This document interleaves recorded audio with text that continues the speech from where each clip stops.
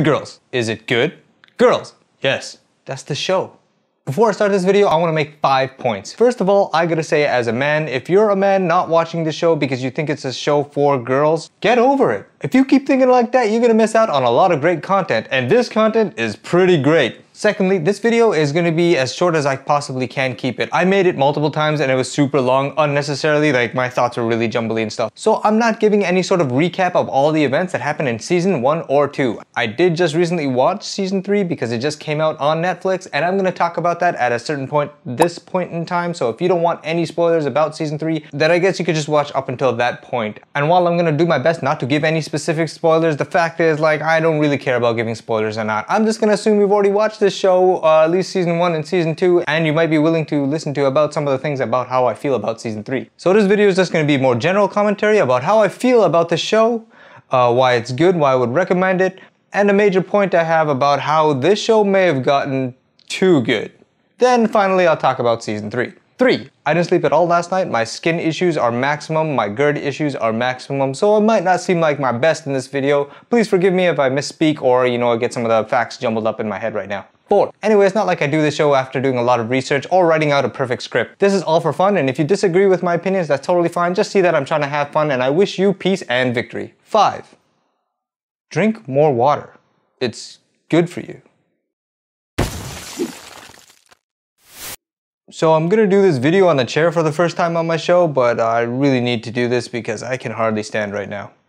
So, first off, the good. This show is awesome. It's a high quality production, the acting is great, the shots are amazing, and best of all for me is the music. This is one of the few shows that I have ever come across where I get so interested in the tracks being used in each episode that I literally end up looking this stuff up online, like right away, right after watching the episode. I want to know what that track is so I can listen to it again. It's that good. I guess the only problem is that I would watch this show as soon as it was fresh out on Netflix, and then I wouldn't be able to find out what the track is because it's not recognized by SoundHound or Shazam or whatever app I could find, and they didn't even have the track listing up online, so I just I really like that song, but I'll never know what it is now. Now I can't play all the amazing tracks that I found thanks to this show, but I will let you know about this one track that I think is freaking awesome. It's called Wild Hearts, and it's just so deep and on the one hand full of despair, and yet at the same time full of hope. It's just so freeing and captivating at the same time. It gives you a very mystical kind of vibe also, so I don't know, you gotta check out this song because there's no way I can really describe it with words. If you are interested in listening to a song, that's my favorite one that they've used in all of the seasons. It's super dope. Also, this show might draw a lot of comparison to Breaking Bad, and I don't want people to think that this is just Breaking Bad but for girls, again for that reason that I mentioned in my intro, but also because it does have a number of different factors, but I completely understand why people would do that. The idea of these good people, under certain conditions ending up being not so good is a type of thing that's happened in a lot of different stories. And while it's not like Breaking Bad is the first one to do that, it is definitely more well known for that type of thing in our modern pop culture mindset right now anyway, so I would get why somebody might make that comparison. But it's unfortunate that this show doesn't get to the same level of attention that Breaking Bad did get, because this show is great and it's definitely deserving of that. The show revolves around 3 main characters: Beth, Ruby, and Annie. Now, Ruby is Beth's best friend, and Annie is Beth's sister. So that kind of makes Beth sort of the main character, but there's other reasons for why she's sort of the main character too, because she is ultimately the de facto leader of that group doing bad things, which this show is about, because she happens to end up being the point of contact for a gangster. And you all know what I'm talking about. But let me get into that. While I said I'm not going to cover all of what happened in season 1 or 2, I do want to give some kind of plot outline, at least for how the show starts. Pretty much each of these women find themselves in a really hard financial tight space. Basically, Beth finds out her husband has been cheating on her, but possibly more importantly, he's about to lose the home because he's lost all the money in the mortgages multiple times. And she really needs that home because she got a lot of kids. Her sister Annie, who works at a grocery store, doesn't have enough finances to show financial stability and fight off a custody battle with her ex-husband, and she really wants to keep custody. Then we have Ruby, whose daughter is really sick and needs a transplant, but until she can get that transplant, she needs this very expensive medication that they can't afford. And it's for her daughter. So each of these women have a great need for finances in a very tight, hard place to be in, especially as a parent trying to take care of a family. Now this idea of family usually is a go-to move for almost any writer, and in reality almost any person, to try and justify why they might do something terrible. In fact, if you're a 90s kid like me, you remember this straight out of The Simpsons probably, when Fat Tony tried to explain to Bart why he would rob a truck full of cigarettes because he wanted to feed his starving family when his family doesn't like bread, but they just like cigarettes instead. Anyway, the concept of family is often used like this, so it asks us viewers to be really sympathetic to the conclusion that they reach that they gotta do something really extreme, and in this case was rob the grocery store that Annie works at. And this gets them trapped into a cycle of doing a lot of bad things. But it's not completely a trap. And let me get to that. So the absolute best thing about this show may also be a limitation on the show. What do you mean? For those of us who watch the show know that the best thing about this show is the relationship between Rio and Beth. Who's Rio? Well, it turns out that the grocery store that they robbed was into some shady business themselves, and that money that they took wasn't even their money. It was a gangster's money.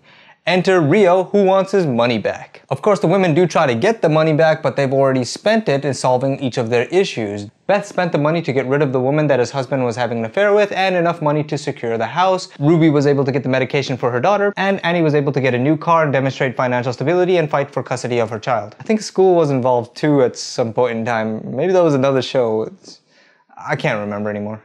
Sorry. They can't rob this grocery store either because we have a problem with the manager Leslie, who's a total creep and also did recognize Annie as being one of the people who did the robbery. So I'm not going to talk about Leslie in this video, but I do want to say that this then leads to pretty much Beth pleading for the lives of all three women to Rio as to why it's not worth killing them, both because they do have an asset that these gangsters don't have. You know, they have a good face. They're good girls. And of course you might be able to kill 3 gangsters, but you can't just kill 3, you know, good stay-at-home moms, because people will definitely start looking to find out what happened, and he doesn't want that heat.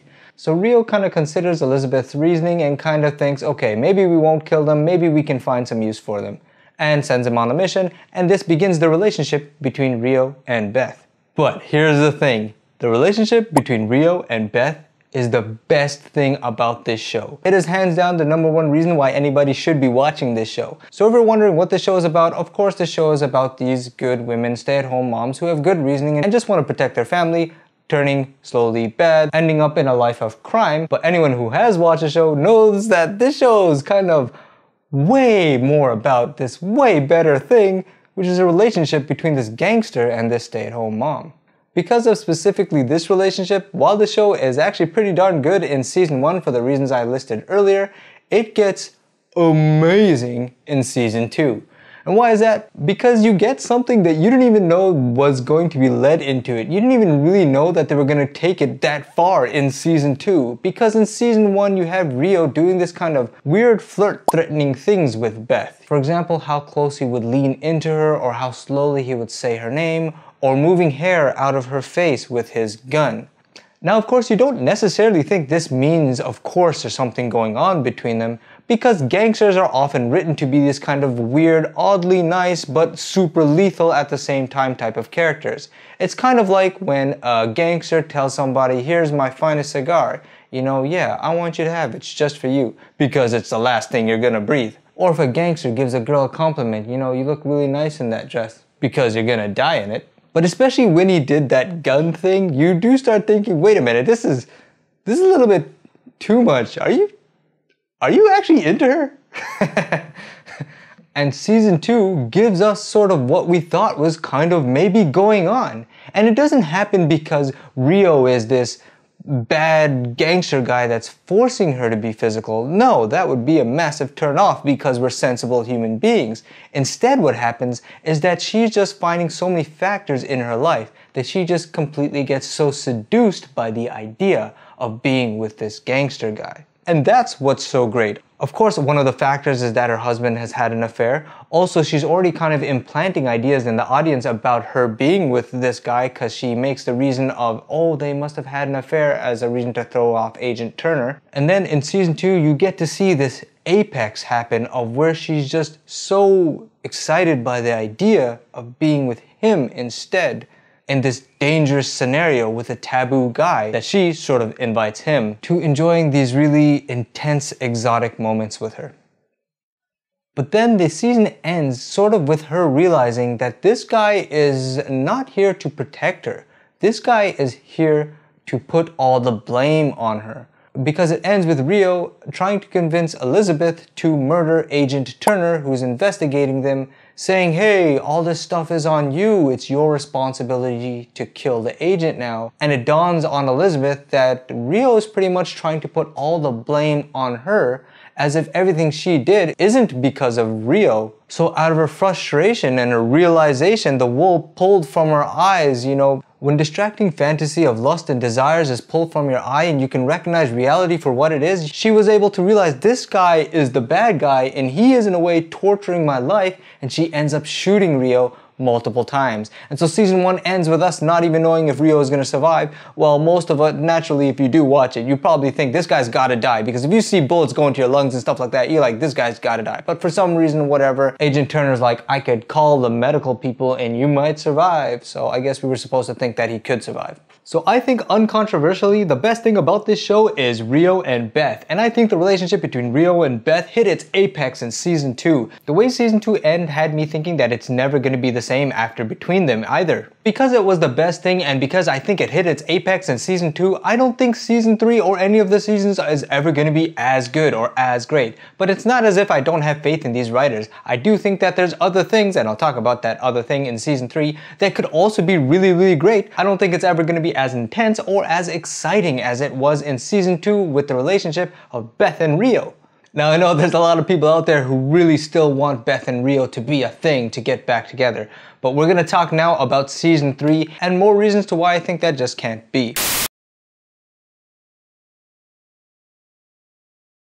Firstly, I think it's due time for me to give some criticism about that show, and the criticisms I do have about this show definitely come out much more in season 3 than any of the other seasons. Namely, the naivety of these women. It's not only especially forgivable, but absolutely necessary that they don't know what they're doing in season 1 because they're not really criminal people. But by season 3, you expect them to have gained some skills and understanding about how things can happen when you're a criminal. And it just doesn't seem like they're really picking up on how things actually work. For example, they've already gotten rid of a dead body. They've already had to get rid of a car that they used to do an operation because they don't want to trace back to them. And yet in season 3, Beth is taking the cell phone of a dead girl to her own home, as if they couldn't have possibly predicted or known about how often everyone talks about how cell phones can be tracked and we can figure out where they're pinging off which cell phone tower, and they're keeping the phone on and using it.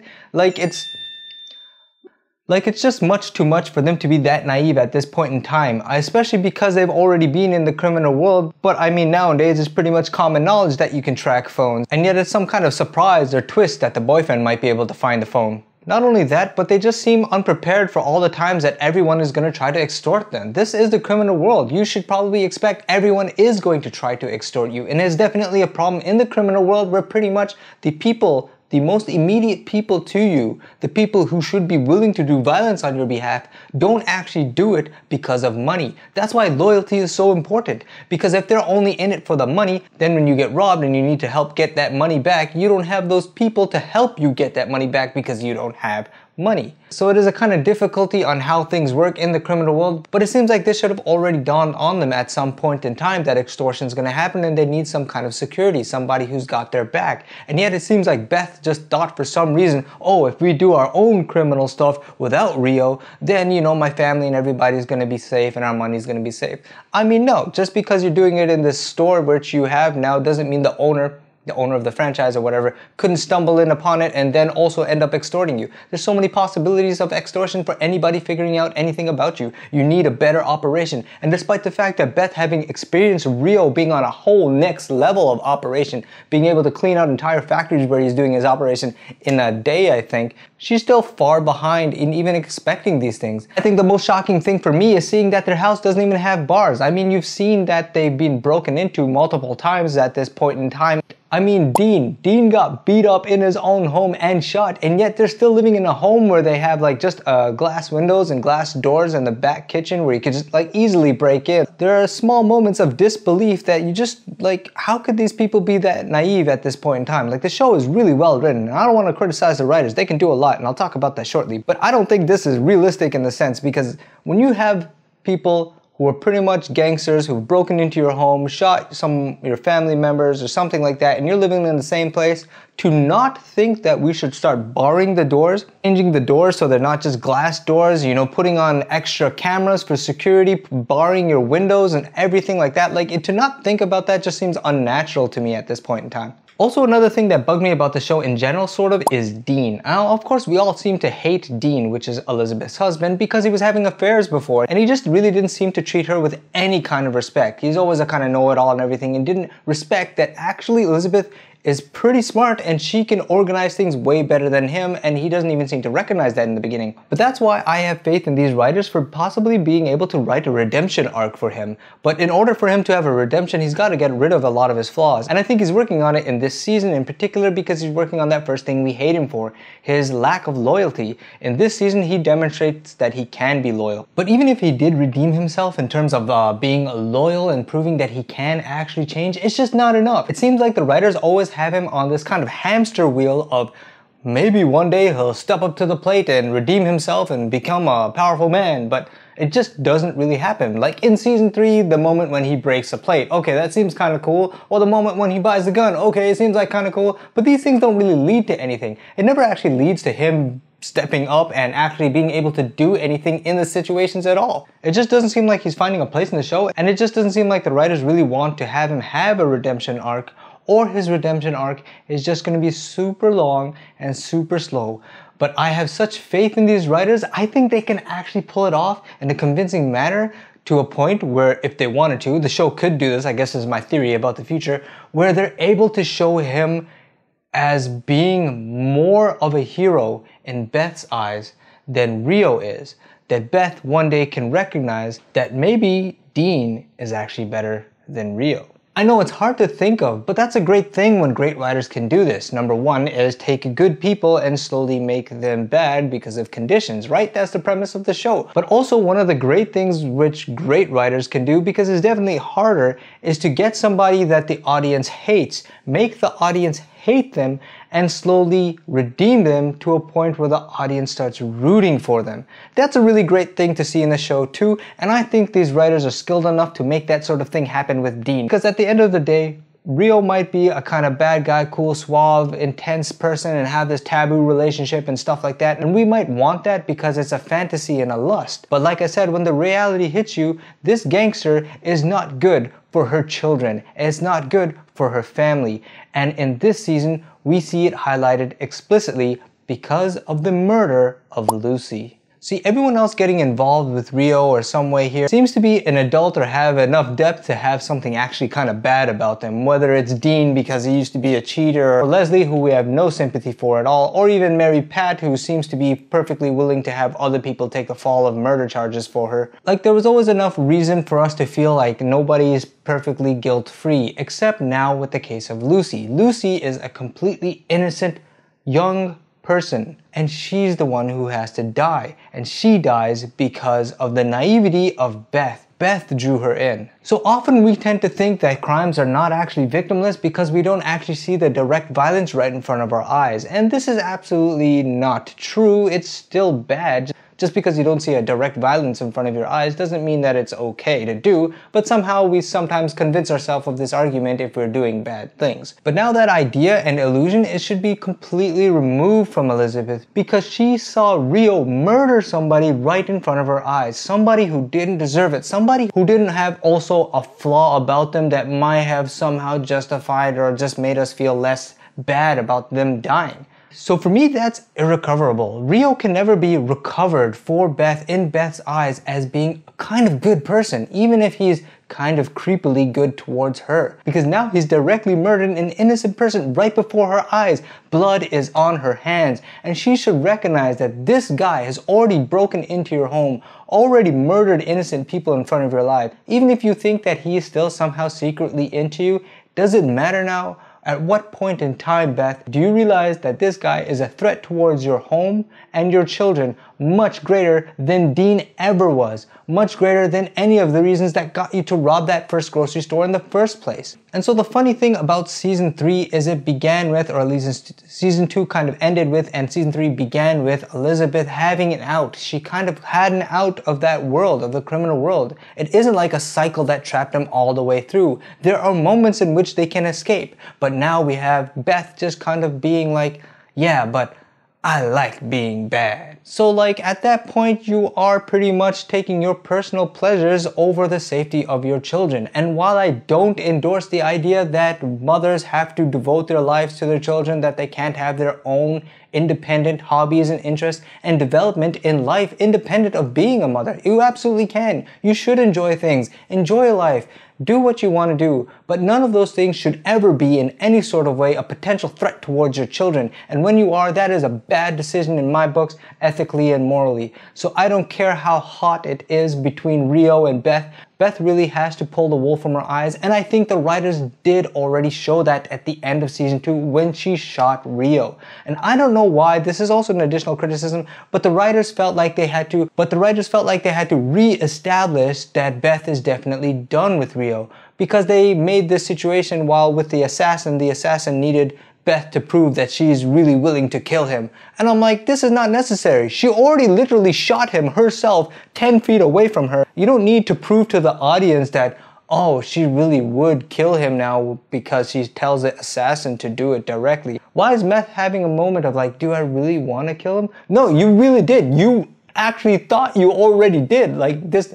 That for me was a bit repetitive and unnecessary. And somebody might say, hey, well, it's just the assassin who really wants to find out if she's really willing and he didn't know about that murder before. But the assassin can be written to know anything. We've already seen that the assassin has been written to be able to have maximum research capabilities and has already had the maximum research capabilities to find out that somebody had an affair with Rio. He could have also been written to find out that Elizabeth had shot Rio herself already. So why would he need to now have to test her? For me, that seemed out of place and unnecessary. So I also kind of feel like there are a number of reasons why season 3 wasn't as great, but I think the imagery of how the seasons end is a great example of why season 3 really didn't hit the point. Not even just not as great as season 2, which I don't think it could ever possibly be, but not even necessarily as great as season 1, because season 1 ends with this hype, intense moment with Elizabeth being forced to possibly shoot Dean or shoot Rio. And we have to wait till the next season to find out what happens. Season 2 ends with Rio being shot and we don't know if he survives. But season 3 ends with them sitting on a bench and Elizabeth kind of just shrugging.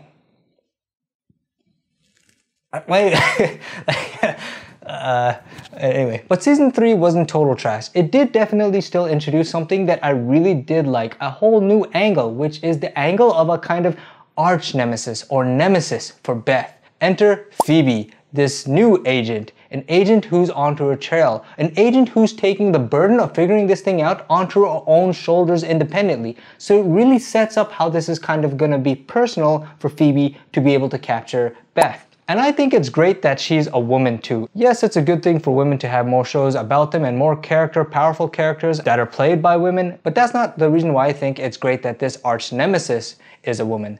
I think it's great that this arch nemesis, Phoebe, is gonna be, if they make her an arch nemesis, why it would be great that she's a woman, because it's great when your nemesis or the one, your great foil, your polar opposite is a person who is also at the same time a parallel to you. So they did a great episode in which they showed the morning parallel routine of these two different women side by side. And I don't know, you want to kind of see this kind of woman face off sometimes. Like, I don't know, I think it would be pretty hype. So I think there's a lot of great potential in the idea of we're gonna get to see Beth versus Phoebe, even if we're gonna lose out on the idea of Beth and Rio. So in conclusion, I don't think we're ever gonna get that amazing intensity that we got with Beth and Rio in season 2. I don't think it's ever gonna come back at all. But I do think that this show has a lot of great writers and they can do a lot of great things still. If they want, they can do a redemption arc for Dean. I think it's possible. It'll be very difficult, but it would be absolutely wonderful if they can actually pull that off. Although I do kind of worry it might pull away from the other women. On the other hand, they do have this awesome potential with this new character, Phoebe, who might end up actually being like an arch nemesis or ultimate foil for Beth. And I think that would be great to explore too. And that could make the show really awesome. Again, I don't think it'll be the intensity of the Taboo relationship in season 2, but it still might offer some intensity and extremely well written stuff for the future seasons. So let me know what you think in terms of the future. If you think it's possible for Beth to forgive Rio, or that it's possible for Beth never to realize that Rio is actually gonna possibly be at some point a threat towards her children, and why she would, you know, like, there's just so much naivety I can forgive and be like, that's okay, that's fine. But like when you're putting your own children in danger, that, I don't know. I think Dean's gotta one day step up and like redeem himself and become powerful. Yeah, he's gotta prove his loyalty, which he's trying to do now, but he's also gotta prove his power, that he's not emasculated and powerless. He's got that gun, he's gotta get jacked, he's gotta do something, he's gotta start killing people, he's gotta start showing some massive awe, and in one episode, I think he should just be able to be like, boom, prove that he's willing to kill all these gangsters in his home to protect his children. If the gangsters were trying to like kidnap his kids and he kills all of them, that would shock Beth and be like, oh, shit, Dean's really powerful, he's capable. And you know what? He's not just powerful and capable because he's a gangster doing violent things, but because he's the father of my children. And that might be an angle the story writers want to show. Sorry, I went on a tangent again there with potential future plot lines, but let me know if you have an interesting potential future plot line in the comments below. I definitely will read them. If I don't reply to comments, I'm sorry, that just might be because I'm suspicious right now. There are a lot of hacker comments going on where if you do reply to them, your account can be hacked or stuff like that. So I try to be really careful sometimes, and other times I'm just too busy with work. But I still will at some point in time definitely read them, and I'm really interested to what you might think might happen in the future. If you think this relationship between Rio and Beth is recoverable, if you think this intense battle that it seems like they might be setting up between Phoebe and Elizabeth will turn out awesome, or if you think Dean can have a redeeming arc. Give me a like, comment, and subscribe or something like that. I might do another episode on The Good Girls, definitely when season 4 comes out, but if you actually want me to do a full recap of all the things that happened in season 1 and season 2, because I've seen a few online and they're just so low quality. I think I could do a much better job. If you really want something like that, recaps of all this stuff or recap of season 3, just let me know in the comments below. I don't know.